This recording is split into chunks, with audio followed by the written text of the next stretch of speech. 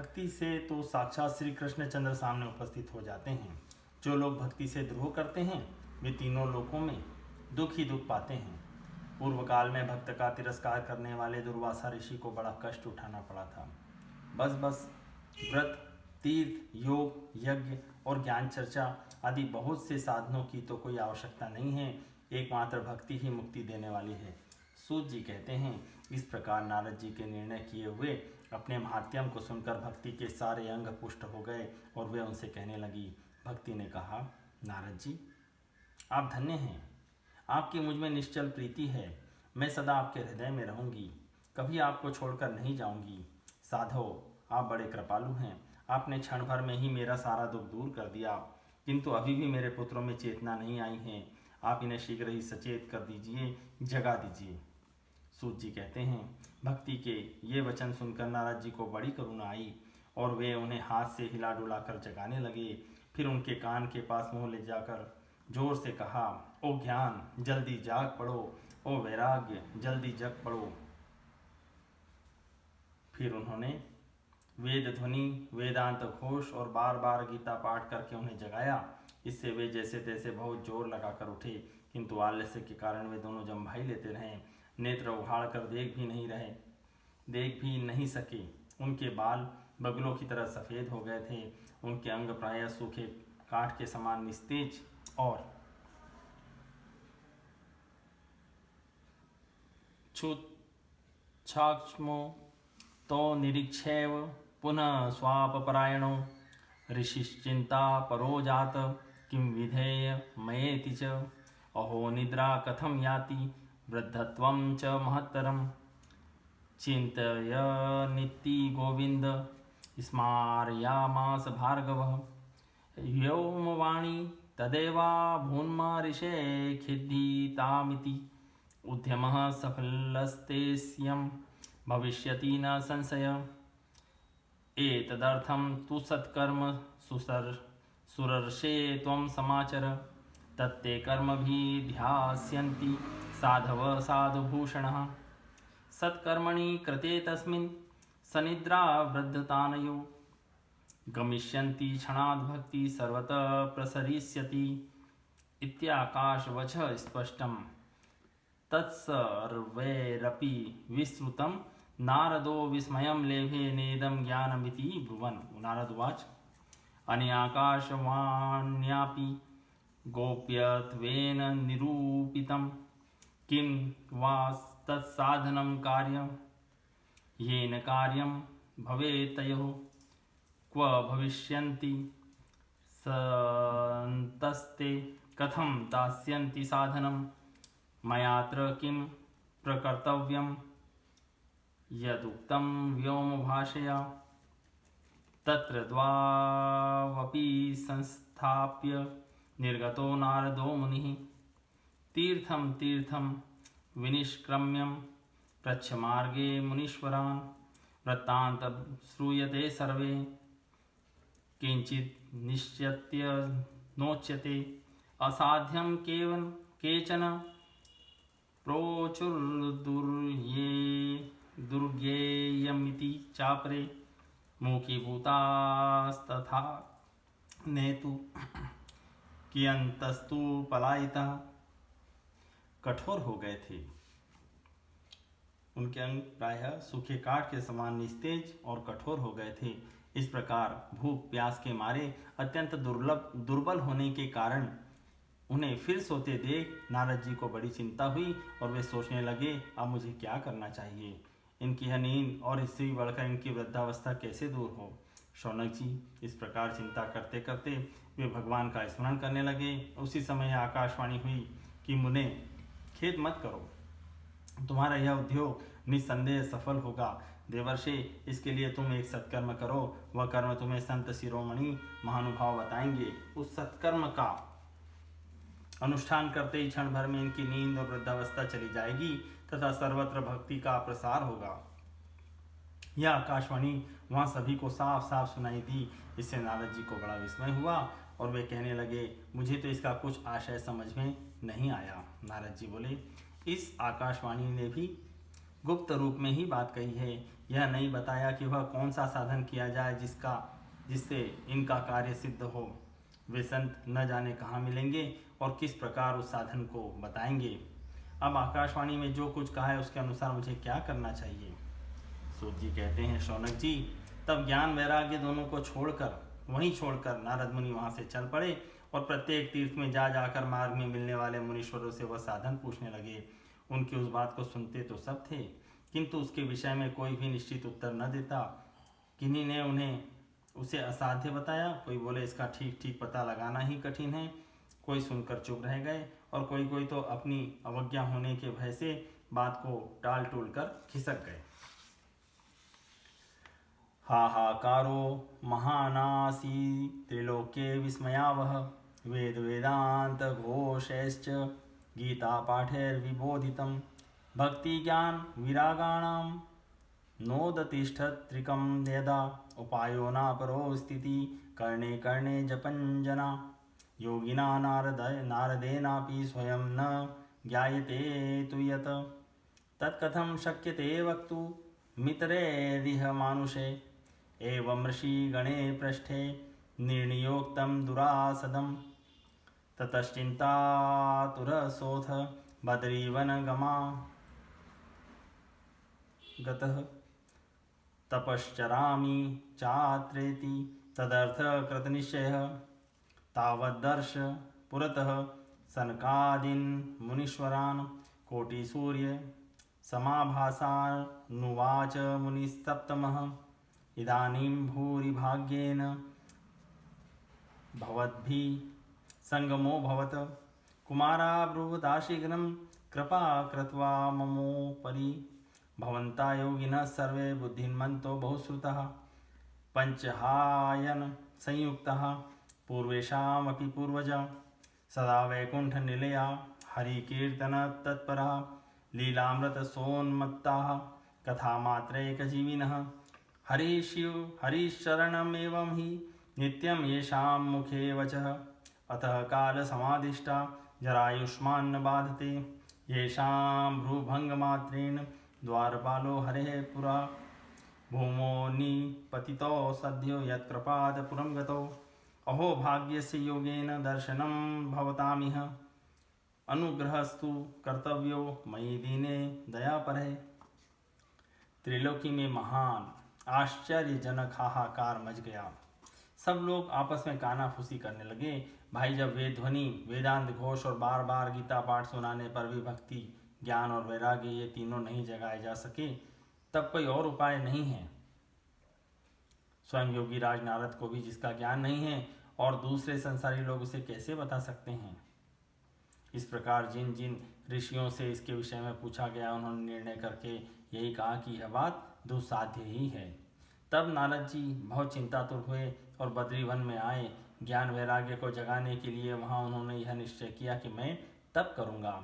इसी समय उन्हें अपने सामने करोड़ों सूर्यों के समान तेजस्वी सनकादि मुनीश्वर दिखाई दिए। उन्हें देखकर वे मुनि श्रेष्ठ कहने लगे। नारद जी ने कहा, महात्माओं, इस समय बड़े भाग्य से मेरा आप लोगों के साथ समागम हुआ है। आप मुझ पर कृपा करके शीघ्र ही वह साधन बताइए। आप सभी लोग बड़े योगी, बुद्धिमान और विद्वान हैं। आप देखने में 5-5 वर्ष के बालक से जान पड़ते हैं, किंतु पूर्वजों के भी पूर्वज। आप लोग सदा वैकुंठ धाम में निवास करते हैं, निरंतर हरि कीर्तन में तत्पर रहते हैं, भगवद लीलामृत का रसास्वादन कर सदा उसी में उन्मत्त रहते हैं और एकमात्र भगवत कथा ही आपके जीवन का आधार है। हरि शरणम, भगवान ही हमारे रक्षक है। यह वाक्य मंत्र सर्वदा आपके मुख में रहता है। इसी से काल प्रेरित वृद्धावस्था भी आपको बाधा नहीं पहुंचाती। पूर्व काल में आपके भ्रूभंग मात्र से भगवान विष्णु के द्वारपाल जय और विजय तुरंत पृथ्वी पर गिर गए थे और फिर आपकी ही कृपा से वे पुनः वैकुंठ लोक पहुंच गए। धन्य हैं, इस समय आपका दर्शन बड़े सौभाग्य से हुआ है।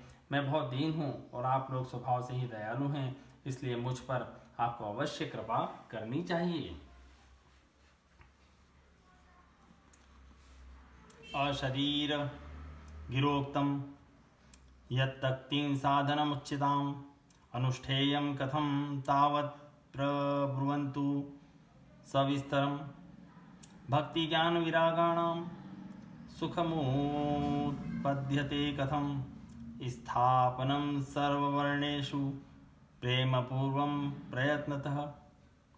कुमारा ऊचु माँ चिंता कुरु देवर्षि हर्षचित्ते समावह उपायः सुख साध्यो अत्र वर्तते पूर्व एव हि अहो नारद धन्योऽसि विरक्तानां शिरोमणि सदा श्रीकृष्णदासानां गृणीर्योग भास्करः त्वयि चित्रं न मन्तव्यं भक्त्यर्थमनुवर्तिति वर्तिनि घटते कृष्णदासस्य भक्ते संस्थापना सदा ऋषिर्भिर्बहवो लोके पन्थान प्रकटीकृतः श्रमसाध्याश्च ते सर्वे प्रायः स्वर्गफलप्रदः वैकुण्ठसाधकः पन्था स तु गोप्यो हि वर्तते तस्योपदेष्टा पुरुषः प्रायो भाग्येन लभ्यते सत्कर्म तव निर्दिष्टं व्योमवाचा तु यत्पुरा तदुच्यते शृणुवाद्य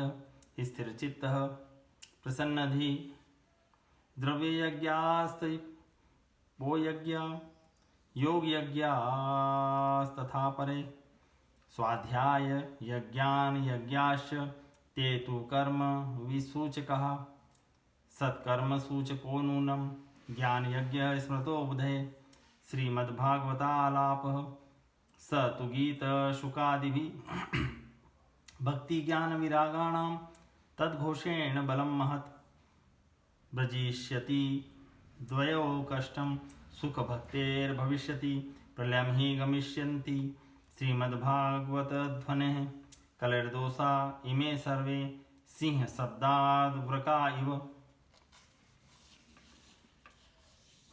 बताइए आकाशवाणी ने जिसके विषय में कहा है वह कौन सा साधन है और मुझे किस प्रकार उसका अनुष्ठान करना चाहिए।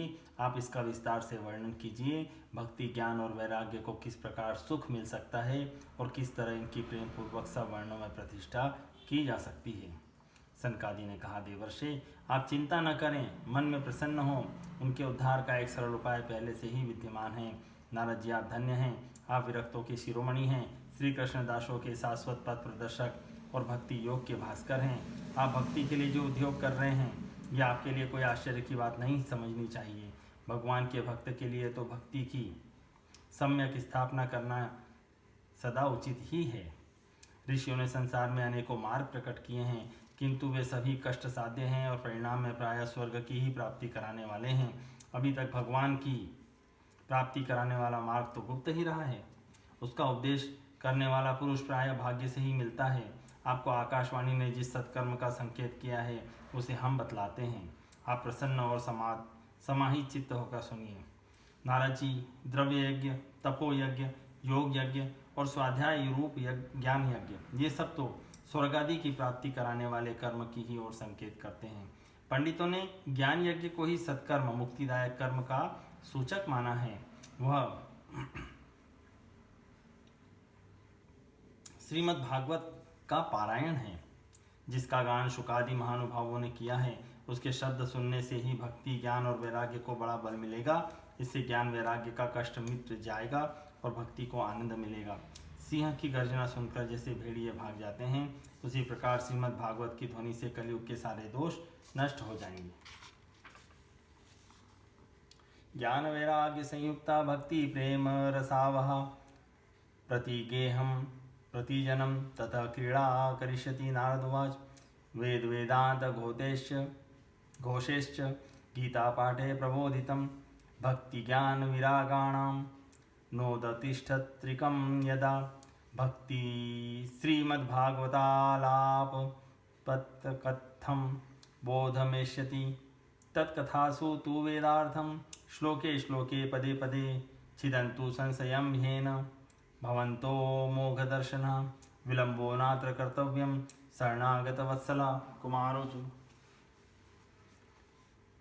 वेदोपनिषदां साराज्जाता भगवती कथा अत्युत्तमा ततो भाति पृथग्भूता फलाकृतिः आमूलाग्रं रसतिष्ठत् नास्तेन स्वाध्यते यथा स भूयः सम्प्रथद्भूतः फले विश्वमनोहर यथा दुग्धे स्थितं सर्पिनं स्वादायोपकल्पते पृथग्भूतं हि तदगव्यं देवानां रसवर्धनम् इक्षूणामपि मध्यान्तशर्करा व्याप्य तिष्ठति पृथग्भूता च सा मिष्ठा तथा भागवती कथा इदं भागवतं नाम पुराणं ब्रह्म संहितं भक्तिज्ञानविरागाणां स्थापनाय प्रकाशितं वेदांत वेद सुस्नाते गीतायापि कर्तरि परितापवती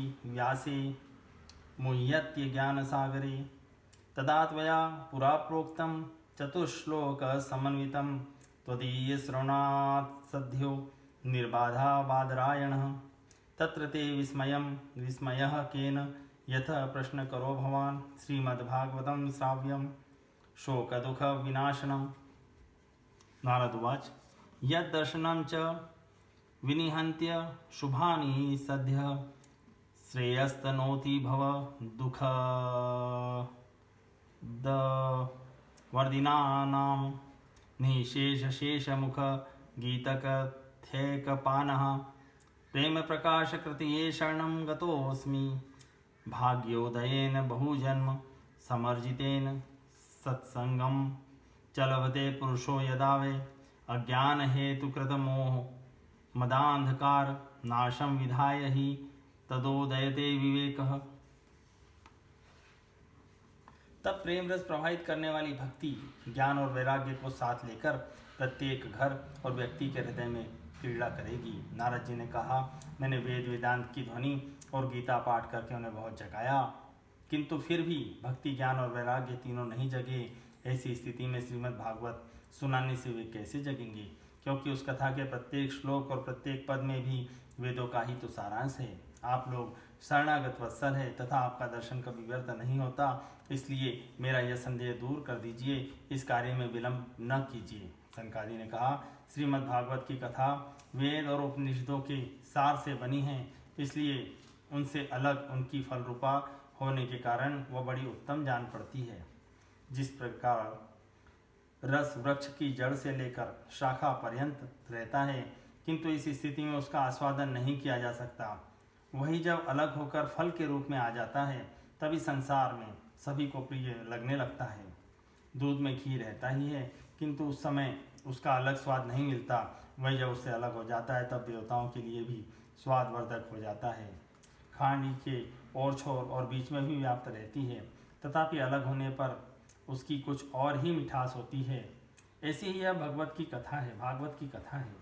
यह भागवत पुराण वेदों के समान है।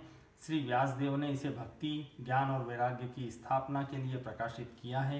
पूर्व काल में जिस समय वेद वेदांत के पारगामी और गीता की रचना करने वाले भगवान व्यासदेव खिन्न होकर अज्ञान समुद्र में गोते खा रहे थे, उस समय आपने ही उन्हें 4 श्लोक में इसका उपदेश दिया था। उसे सुनते ही उनकी सारी चिंता दूर हो गई थी। फिर इसमें आपको आश्चर्य क्यों हो रहा है? जो आप हमसे प्रश्न कर रहे हैं, आपको उन्हें शोक और दुख का विनाश करने वाला श्रीमद् भागवत पुराण ही सुनाना चाहिए। नारद जी ने कहा, महानुभावों, आपका दर्शन जीव के संपूर्ण पापों को तत्काल नष्ट कर देता है, और जो संसार दुख रूप दावानल से तपे हुए हैं, उन पर शीघ्र ही शांति की वर्षा करता है। आप निरंतर शेष जी के सहस्त्र मुखों से गाए हुए भगवत कथामृत का ही पान करते रहते हैं। मैं प्रेम लक्षणा भक्ति का प्रकाश करने के उद्देश्य से आपकी शरण लेता हूँ। जब अनेकों जन्मों के संचित पुंज का उदय होने से मनुष्य को सत्संग मिलता है, तब वह उसके अज्ञान जनित मोह और मदरूप अंधकार का नाश करके विवेक का उदय होता है। इति श्री पद्म पुराणे उत्तरखंडे श्रीमद् भागवत महात्म्य में कुमार नारद संवादो नाम 2 अध्याय संपूर्णम। ओम।